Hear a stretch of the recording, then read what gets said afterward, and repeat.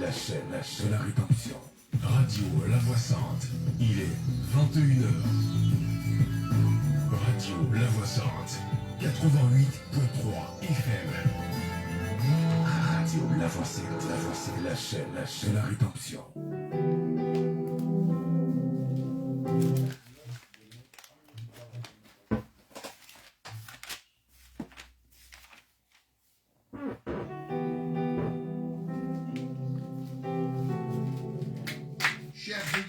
Et auditrices, merci de suivre l'heure de la vérité de l'évangile. L'heure de la vérité de l'évangile, une émission d'évangélisation et d'enseignement de la saine doctrine, réalisée par Radio La Voix Sainte et présentée par le pasteur Avi Patrice de l'église Grâce sur Grâce, André 8e tranche, derrière la pharmacie Djibi, à côté de l'école Joachim Bonny.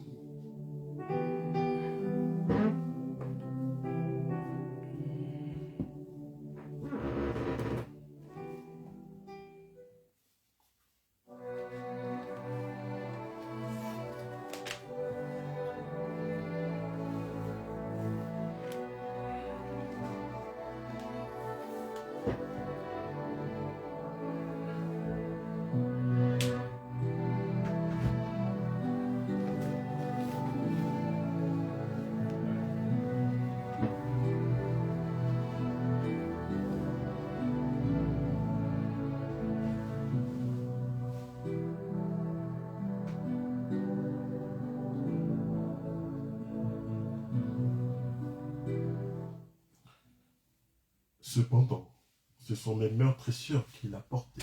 Ce sont nos douleurs dont il s'est chargé. Il a été blessé pour nos péchés, brisé pour nos iniquités. Le châtiment, la punition qui devait nous être infligée est tombée sur lui. La mort qui devait m'atteindre est tombée sur lui. La maladie est tombée sur lui. Il a été maltraité et opprimé. Et c'est par ces meurtrissures que nous sommes guéris. Bonsoir, peuple de Dieu, auditeurs, auditrices, soyez abondamment bénis. C'est avec plaisir, sans s'être renouvelé, que nous vous retrouvons encore ce soir pour une heure d'enseignement, une heure d'évangélisation, une heure de partage de la parole de Dieu. Ensuite, nous sommes avec le pasteur David de l'église Grâce sur Grâce. Bonsoir, pasteur. Paix et grâce, paix et grâce. En notre compagnie, le diacre Ori. Bonsoir, diacre. Et le diacre Rossi qui nous rejoint. Sans oublier à la mise au monde de notre frère Emmanuel. Bonsoir Emmanuel. Alors aujourd'hui encore, nous sommes là pour abonder en action de grâce, pour abonder en enseignement, pour connaître encore les profondeurs de notre Père. Alors parce que ça fait déjà 4 dimanches que nous partageons sur la paix. Alors aujourd'hui encore, je pense que des profondeurs, des largeurs, des hauteurs vont nous être enseignées. Très bien. Nous bénissons son nom et son amour. Seigneur, nous te rendons toute la gloire. Merci pour ta bonté et ta fidélité. Si nous arrivons à parler, à annoncer ta paix, c'est parce que nous expérimentons, c'est parce que nous avons reçu cette paix. Voilà pourquoi nous arrivons à communiquer. Seigneur, merci parce que ces paroles qui sortiront de ce studio trouvent maintenant une place dans le cœur de tes enfants au nom puissant de Jésus-Christ. nous te rendons toute la gloire et nous savons que c'est toi qui feras encore tout. Au nom puissant de Jésus-Christ. Amen. Alors, nous sommes toujours là en train de parler de quoi? De la paix. De la paix. Le samedi passé, au travers des Écritures, nous devons conserver cette paix au-dedans de notre cœur. Lorsque tu prends des textes comme Ésaïe chapitre 51, il a été blessé pour nos péchés, brisé pour nos iniquités. Le châtiment qui nous donne la paix. Nous sommes là en train de parler de la paix. C'est lui notre paix. Donc, c'est lui le serviteur. C'est lui qui a produit toutes choses dans le seul but que toi tu aies la paix. C'est ce qu'Ésaïe est en train de nous dire. Et il nous dit, le châtiment qui nous donne la paix est tombé sur lui. Et c'est par ses maîtres sûrs que nous sommes guéris. Amen. 1 Pierre chapitre 2, le verset 24. Dit encore ce que Ésaïe a dit. Là, c'est Pierre qui lui dit dans 1 Pierre chapitre 2, le verset 24. Il dit, lui qui a porté lui-même nos péchés en son corps sur le bois, afin que mort au péché, nous vivions. Ce n'est pas ce que toi tu as fait. C'est-à-dire, tu peux te taguer pour beaucoup de choses dans ta vie. Je suis d'accord. Mais en ce qui concerne ta paix, et quand moi je parle de paix, je parle de la réconciliation entre Dieu et toi. Parce que c'est de là que découle cette paix-là. Cette paix nous provient uniquement que de notre Seigneur Jésus-Christ. Quand tu vas prendre même Romains chapitre 5, le verset 1er. Étant donc justifiés par la foi que nous sommes encore réconciliés. Donc il y a lieu véritablement, il y a lieu vraiment d'honorer notre Seigneur Jésus-Christ. Pourquoi? Parce que c'est par lui que nous avons reçu cette paix. Je crois que si la venue du Seigneur était pour cette paix, cela veut dire que cette paix-là, cette réconciliation est mal uniquement que de quoi? Que de lui. Papa, quelque chose que quelqu'un a construit avec son sang. C'est-à-dire, j'aimerais que quelqu'un prenne au sérieux cette paix-là. Parce que pour avoir cette paix, toi, de Dieu qui est, il est devenu un homme. Donc, regarde un peu l'investissement. Vil prix, mais à un prix extraordinaire. Donc, tu ne peux pas regarder les éléments qu'on a introduits pour que toi, tu puisses avoir cette paix. Et toi, tu as cette paix, tu blagues avec elle. Non, ce n'est pas possible. Si c'est toi encore qui a pu avoir cette paix, tu peux jouer avec ta propre vie, il n'y a pas de problème. Mais quand toi-même, tu as cette révélation que c'est le sacrifice de notre Seigneur Jésus-Christ. J'aime ce prédicateur qui dit que comment est-ce que tu peux tomber amoureux de celui. Mais comment? Mais ce qui a fait que Christ est venu mourir à la croix de Golgotha, c'est le péché. Et puis comment toi, tu aimes le péché? Pourtant, pour que tu puisses avoir cette paix-là, lui s'est sacrifié. Mais ne considère pas vraiment ce que Christ a fait pour toi à la croix de Golgotha. En fait, peut-être tu es encore un ignorant. Tu parles de Jésus-Christ, mais tu ne réalises pas encore ce qu'il a fait pour toi. Parce que quand tu vas réaliser ce que Christ a fait pour toi, mais tu ne seras qu'un prédicateur, tu ne seras qu'un évangéliste, tu ne pourras que parler de lui. C'est comme ça que lorsque 2 Corinthiens est en train de parler, il dit que nous faisons fonction d'ambassadeurs. Parce que cette nouvelle-là, elle est tellement extraordinaire de savoir que nous sommes réconciliés avec lui, que tu ne pourras que annoncer l'évangile. Tu ne pourras que communiquer sur ça.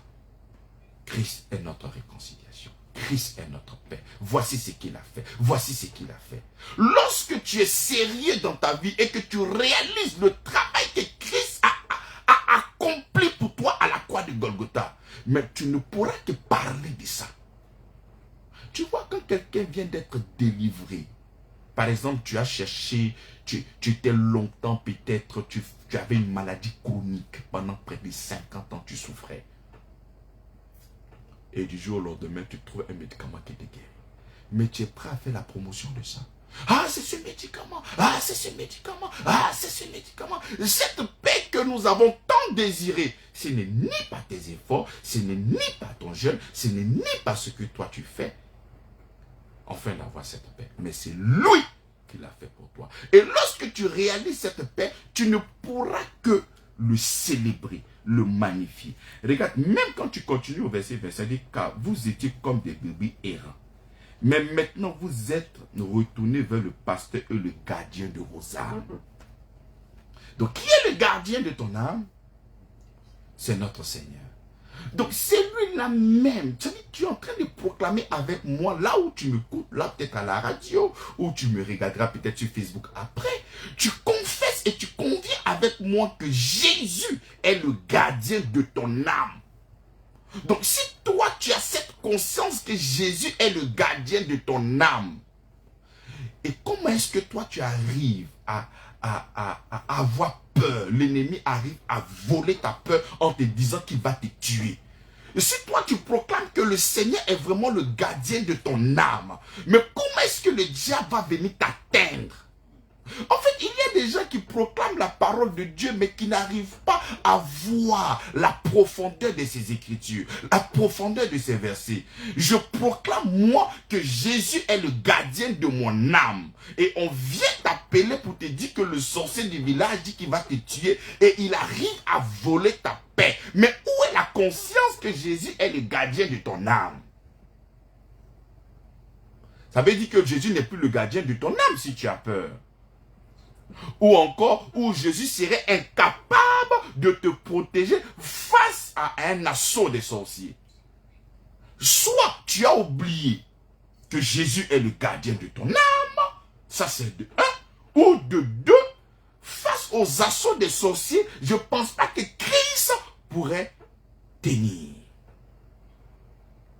C'est comme ça que, bien aimé dans la foi, lorsque nous avons ce genre de révélation, lorsque nous avons ce genre d'approche, lorsque nous avons cette grâce de trouver encore des pasteurs qui arrivent à mettre le curseur sur tout ce que Jésus-Christ a fait pour vous, afin que vous puissiez être réconciliés, afin que tu sois enfant de Dieu et que Dieu devienne le gardien de ton âme. Bien aimé, lorsque tu entends ce genre de paroles-là, il faut les considérer.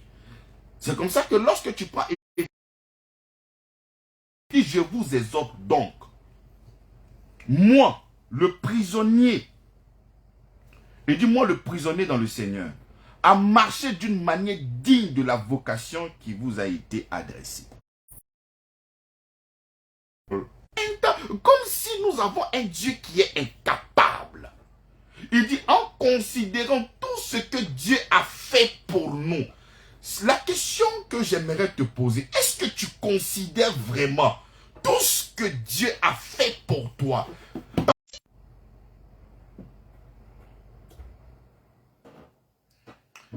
Il dit, permettez-moi donc, en tant que prisonnier,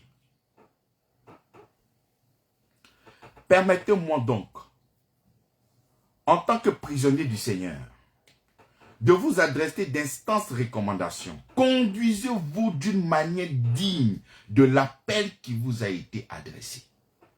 Qu'on voit dans votre vie de tous les jours que vous êtes humble, doux et patient, en particulier dans vos rapports mutuels. Supportez-vous réciproquement, avec beaucoup d'affection. Efforcez-vous de conserver entre vous l'unité que le Saint-Esprit a créée et restez liés de l'Esprit par le lien de la paix. Et un seul esprit qui est au-dessus. Lorsque tu considères vraiment tout ce que Christ Christ a fait pour toi à la croix de Golgotha, tu ne peux pas aussi facilement te paix. Tu vois, là nous sommes là au 4e chapitre des Éphésiens. Lorsque l'apôtre Paul est en train d'écrire aux Éphésiens, il est heureux parce que c'était une ville remplie d'idoles, remplie d'idolâtrie. Ce sont des personnes qui n'étaient pas en Christ. Et quand il est arrivé en Éphèse, il y avait tellement de Dieu qu'il a commencé sa prédication sur quoi? C'est-à-dire, il y avait de Dieu partout. Là, c'est le Dieu des temps. Là, c'est le Dieu, la déesse Diane. Il y avait même une statue où ils ont mis au Dieu inconnu. Et c'est sur le Dieu inconnu là qu'il a commencé sa prédication. Il est venu leur parler de ce Dieu qu'ils ne connaissent pas, qui est notre Seigneur Jésus-Christ. Donc c'était une ville remplie d'adorateurs. Donc lorsqu'il écrit cette lettre, tu vas voir le 1er chapitre et le 2e chapitre, c'est comme un poème. Tellement qu'il est en train de célébrer, glorifier le travail achevé de notre Seigneur Jésus-Christ dans la vie de ses parents. Nous, vous qui étiez au devoir, éloignés de lui. C'est comme un poème. Donc, au chapitre 4, il exhorte son peuple, là, tellement qu'il est content, de conserver quoi? L'unité avec tout ce que le Seigneur a fait pour vous. Vous étiez éloignés, vous étiez sans Dieu. Mais comment avoir ce genre de révélation-là? Et puis toi, tu es en communauté et tu ne préserves pas et tu ne gardes pas cette paix. C'est extraordinaire. C'est comme ça il dit, en considérant tout ce que Dieu a fait pour nous, permettez-moi donc, en tant que prisonnier du Seigneur, de vous adresser d'instances recommandantes. Conduisez-vous d'une manière digne de l'appel qui vous a été adressé. C'est-à-dire, dans la vie, il faut être sérieux. Quand tu considères tout ce que Christ a fait pour toi, tu ne peux pas te laisser traîner pour des futilités et des bêtises. Ça, c'est pas sérieux de la part d'un vrai adorateur. Lorsque tu es un vrai adorateur, lorsque tu réalises tout ce que Christ a fait, lorsque tu étais étranger, ennemi de Dieu, fils de colère, rapproché par l'œuvre de la croix. Éphésiens chapitre 2, le verset 8 nous dit, nous sommes sauvés par la grâce au moyen de la foi. Lorsque tu réalises que tout ce que tu as, Éphésiens encore 2:10 dit que nous sommes son ouvrage et été créé en Jésus-Christ. Donc quand tu réalises tout ce qu'il a fait, il va même dire que vous êtes assis à la droite de Dieu. Ah! Et toi tu es en communauté là et tu vis d'une manière indigne. C'est comme ça qu'il vous exhorte. Conduisez-vous d'une manière digne de l'appel qui vous est. Parce que c'est lorsque tu vas te comporter comme une personne indigne que tu vas voir que tu seras troublé. Cette paix que Christ a bâtie comme message architecte, toi tu serais en train de détruire ça par des conflits en un point fini. Par des conflits en un point fini. Et continue. Il dit, qu'on voit dans votre vie de tous les jours, que tu sois dans ton foyer, que tu sois au travail, avec tes amis au quartier, lorsque tu te retrouves au culte, lorsque tu te retrouves avec tes amis, même quand tu parles même avec ta servante, quel que soit le lieu où tu te trouves, et dit qu'on voit dans votre vie de tous les jours que vous êtes comment? Humble. C'est comme ça que la Bible dit, le Seigneur fait grâce. Et il est résistant aux orgueilleux. Bien aimé, la marque de celui qui a cru véritablement, qui a accepté le Seigneur Jésus-Christ, c'est quoi? C'est l'humilité. Que vous êtes humble, doux et patient. En particulier dans vos rapports mutuels. Portez-vous et supportez-vous réciproquement avec beaucoup d'affection. Efforcez-vous de conserver entre vous l'unité que le Saint-Esprit a créée.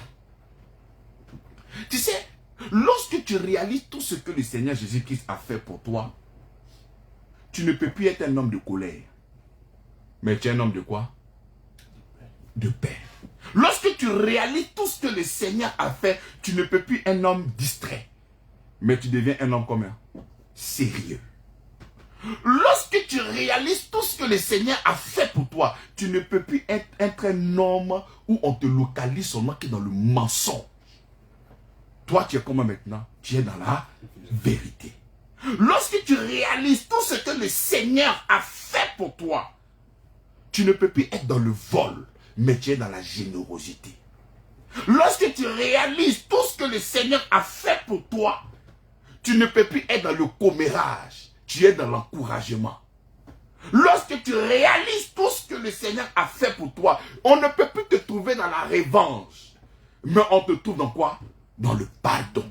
Lorsque tu réalises encore tout ce que le Seigneur a fait pour toi, tu ne peux pas être là pour dire que non, je perds le contrôle. Tu as la maîtrise de quoi? De soi. Lorsque tu réalises tout ce que le Seigneur a fait pour toi, on ne peut pas te trouver ivre dans l'alcool, mais tu seras ivre du Saint-Esprit. Mais c'est ça. C'est ce que l'apôtre Paul est en train de dire. D'être sérieux. Parce que lorsque tu es en société, lorsque tu es avec tes amis de tous les jours, quel que soit le lieu, parce que tu ne peux pas supporter souvent des fautes d'une personne, il y a seulement que des conflits. Voilà pourquoi l'apôtre Paul dit, il dit supportez-vous, parce que cette paix-là, elle est extraordinaire. Et il va continuer, il va nous dire quelque chose de poussant. Pourquoi? Il dit que nous qui sommes les enfants de Dieu là, nous sommes un seul et unique corps. Un. Nous avons un seul et même esprit. Trois. Nous avons un seul et même Seigneur. 4. Nous avons la foi, la même foi. Christ. 5. Nous avons le même baptême. 6. Nous avons le même Dieu.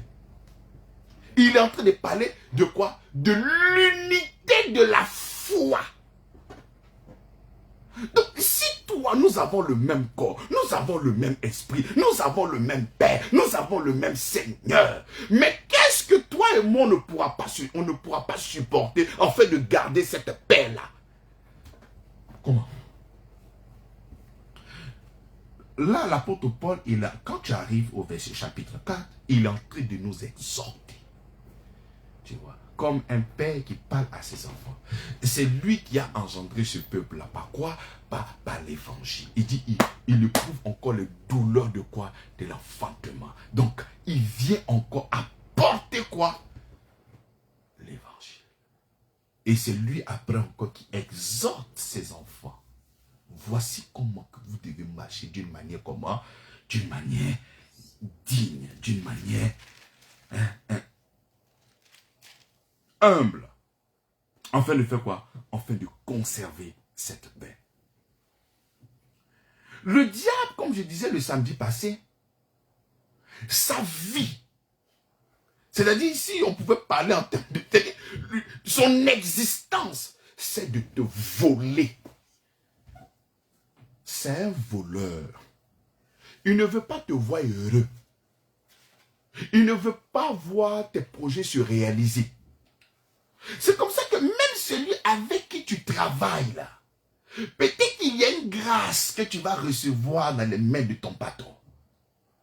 Mais pour une toute petite erreur de la part de ton patron, toi tu ne vas pas supporter, tu vas tellement lui parler mal que lui-même il sera découragé. Il va dire bon c'est plus la peine. Voilà pourquoi, bien-aimé, quand tu vas réaliser ce que le Seigneur a porté à la croix de Golgotha à cause de toi ton péché, mais quelle est cette faute-là que toi, tu ne peux pas supporter? Mais c'est tellement injuste de croire véritablement que le Seigneur a pris tous tes péchés à la croix de Golgotha. Passé, présent et futur. Et toi, tu arrives à condamner. Mieux, tu veux te venger parce que tu aurais appris quelque chose. Mais c'est terrible. Est-ce que Christ est vraiment mort pour toi à la croix de Golgotha? Non, je ne crois pas. Parce que si tu crois, l'apôtre Paul dit, tu dois être humble, tu dois être doux, tu dois être patient, tu dois supporter. Je pose la question, est-ce que Christ n'a pas supporté des injustices à cause de toi? Le maître lui-même, il dit, qu'est-ce qu'il dit? Il dit, moi qui suis le bois vert, mais regardez comment est-ce qu'on me traite. Mais qu'adviendra-t-il du bois sec? C'est-à-dire, si moi, on m'a traité ainsi, mais et toi? Comment est-ce que toi, ils vont te traiter? Comment? C'est comme ça que lorsque nous sommes là en tant qu'enfants de Dieu, nous sommes déjà informés. Parce que nous sommes lumière. Parce que nous sommes celles de la terre. Il y a des gens qui vont se donner le droit de venir te massacrer. Mais pourquoi te massacrer? Mais parce que tu es une lumière. Et quand tu es une lumière, mais tu es là pour briller. Et comme le diable n'aime pas la lumière, il fera tout son possible dans le but de pouvoir t'éteindre. Mais comment il va s'arranger à éteindre la lumière? Mais c'est en t'envoyant de la méchanceté. En fait, le diable te demande de calquer sa vie. Nous sommes créés à l'image et à la ressemblance de notre Père. Donc nous marchons dans les pas de notre Seigneur. Mieux, la Bible déclare qu'ils vont venir te faire de la méchanceté gratuite. Ils vont venir t'insulter. Dans le seul but pour te voler cette paix. Et comme toi qui n'es pas un homme averti, comme tu n'es pas la parole, parce qu'ils sont venus t'insulter, toi tu dis que toi tu penses qu'un jus que toi tu viens de donner là, moi je ne peux pas t'insulter mieux que ce que toi tu viens de faire. Je vais te montrer que je suis plus fort que toi dans ça. Mais en ce moment, tu es en train de calquer la vie de qui? Lorsqu'on était en train de traiter Christ de tous les noms, mais qu'est-ce qu'il a fait? Je vois ce que l'apôtre Paul est en train de dire. Il était humble, il était doux, il était patient et il supportait ces personnes qui étaient autour de lui. Mais toi, pour qui il a fait tout ça? Il a supporté, il a été patient, il a été doux, il a été humble. Mais toi aujourd'hui, tu as fleur de peau. Mais où est l'évangile de notre Seigneur Jésus-Christ? Où ça y est? Parce que si cet évangile-là est dans ton cœur, cet évangile-là doit te donner cette capacité d'avoir le regard fixé sur le Seigneur Jésus-Christ. Même si quelqu'un est en train de faire de la méchanceté, il faut savoir que l'objectif du diable, c'est de te voler. Quoi? De voler la paix. Donc pendant que le diable est en train de te faire de la méchanceté gratuite de l'autre côté, si tu regardes ça, mais tu seras emporté. Si tu regardes ça, tu seras aussi transformé en cette image-là. C'est comme ça que quel que soit ce qu'on te fait, toi, reste concentré sur le Seigneur Jésus-Christ. Parce que dès que tu enlèves ton regard, c'est là que tu vas trouver une place dans ton cœur. C'est comme ça que la Bible dit, protège ton cœur plus que toute autre chose. Parce que s'il arrive à trouver une place dans ton cœur, mais il faut savoir que la particularité du cœur, c'est que le cœur arrive à produire en exagération. En fait, le cœur, c'est comme la terre. Tu mets un grain de maïs, c'est un champ de maïs demain que tu as. Mais c'est comme ça. Donc, si lui, il a arrivé à s'aimer l'amertume dans ton cœur, mais tu vas récolter beaucoup de choses. La peur, l'angoisse, tu vas tout faire, ça va produire, ça va produire. Le cœur, c'est comme le ventre d'une femme. Tu mets une semence, voici un gros bébé qui sort après 9 mois. Donc dès que tu mets cette parole là-dedans, mais tu ne vas pas comprendre ce qui va t'arriver après. Mais tout ça, c'est le produit de ce qui est rentré dans ton cœur. C'est comme ça que la Bible dit, protège ton cœur plus que toute autre chose, parce que de là provient quoi? Mais si ce n'est pas la vie qui sort, qu'est-ce qui va sortir? Donc le diable, il est dans son rôle. Il faut savoir que le diable, mais il est en train de jouer son rôle. Son rôle, c'est Satan. Son rôle, c'est adversaire. Son rôle, c'est de faire du mal. Et lorsqu'il est en train de faire du mal, mais toi, tu dois continuer à briller. Je suis dans une salle, je suis lumière. Et je suis là pour éclairer. Et je soupçonne que le noir veut venir m'enquiquiner. Il dit, ok, comme toi, tu me cherches là, moi aussi, il est devenu noir et on va rester ensemble. Mais non! laissez pas transformer, mais soyez renouvelés par votre Seigneur. Mais comment est-ce que toi, tu es dans le monde? Tu es lumière du monde. Tu es ambassadeur de Christ. Tu es fils de Dieu. Tu arrives quelque part. Et tout ce que tu trouves, tu sais que ces personnes ne sont pas enfants de Dieu. Ils ne sont pas lumière. Toi, tu es là pour montrer le modèle. Ce Dieu qu'on ne voit pas là. Mais on doit arriver à voir ce Dieu-là au travers de ta vie. Et quand toi, tu arrives, tu trouves ces personnes qui sont en train de faire de la méchanceté gratuite. Et toi, ça te fait tellement mal. Mais on dirait que tu es étonné. Mais tu dois savoir ça. Et ça te fait tellement mal pour toi, c'est insupportable. Seigneur, non, ces gens de problèmes-là, il faut mettre le Christ de côté. Et puis tu tentes de te battre maintenant avec la personne. Mais tu n'es pas lumière du monde. Tu n'es pas celle de la terre.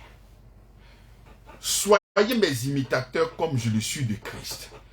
Si tu ne comprends pas le français comme moi, tout ce que Jésus fait, c'est ce que tu dois faire. Est-ce que Jésus se venge? Ça veut dire que tu ne dois pas te... En réalité, tout ce que le diable est en train de faire, il fait ça pour voler ta paix. Paix. Parce que celui qui n'est pas en paix, il n'a pas la foi. Ah, je viens de passer l'examen. Il vient te souffle. Toi là, c'est sûr que tu vas avoir. Et ça là même. Mais s'il n'y a pas eu là, mais vraiment, avec tout ce qui est engagé, avec mon... mais ça là. Tu n'es pas dans la foi.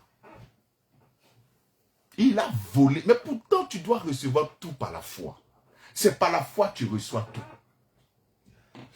Tu as cherché des enfants pendant longtemps, depuis tu n'arrives pas. Est-ce que vraiment aujourd'hui, là même, est-ce que ça va aller?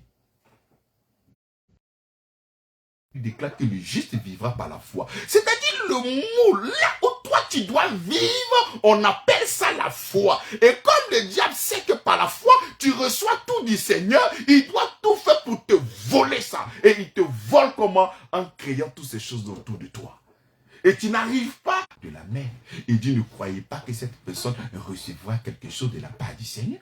Parce que pour recevoir quelque chose de la part du Seigneur, il faut la foi. Alors que quand tu as la foi, tu n'es pas une personne irrésolue. Tu es une personne résolue. Et toi, ta résolution, c'est le Christ. Tu arrives à le voir clairement. Mais toi, tu es irrésolu. Tu es irrésolu. Mais comment est-ce que tu vas recevoir quelque chose? Et ça, c'est le rôle du diable. Il va s'arranger à créer beaucoup de choses dans ta tête, dans le seul but que tu n'aies pas le regard fixé sur lui. Il t'a volé ta paix. Bien-aimé, après ce numéro, je pense que c'est notre dernier numéro sur la paix. Ne laisse pas le diable voler ta paix. Ne le laisse surtout pas voler ta paix. Il faut savoir que l'Écriture nous dit que notre bénédiction ne se trouve pas dans ce qui est visible. Notre bénédiction se trouve dans ce qui était visible. Quel que soit ce que tu vois, bien-aimé, aie confiance en la parole de l'Écriture. Quel que soit ce que tu entends, bien-aimé, aie confiance en la parole de l'Écriture. Quel que soit ce que tu entends, bien-aimé, aie le regard toujours sur notre Seigneur Jésus-Christ. La Bible déclare qu'il est le gardien de ton âme. Il est le gardien de ton âme. Que le Seigneur bénisse. Nous allons laisser un peu de temps pour que s'il y a des questions, afin de pouvoir aussi les répondre au nom puissant de Jésus-Christ. Amen. Amen. Alors, nous sommes à la fin de la première partie de notre émission.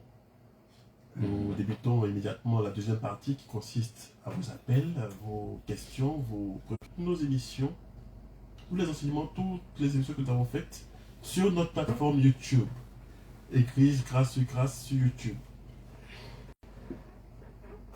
Nous rappelons que l'église est située à Angré, 8e tranche, derrière la pharmacie de la JB, à côté de l'école Joachim Bonny. Demain c'est dimanche. Encore un jour de célébration, un jour d'exaltation, un jour de louange et d'adoration. Vous êtes les bienvenus à l'église de grâce, située à Angré 8e tranche, derrière la pharmacie de la JP, à côté de l'école Joachim Bonny, comme je viens de le rappeler. pour passer à l'antenne dans la deuxième partie d'émission. Les numéros sont le 07 77 59 56 50, le 07 06 06 06 50.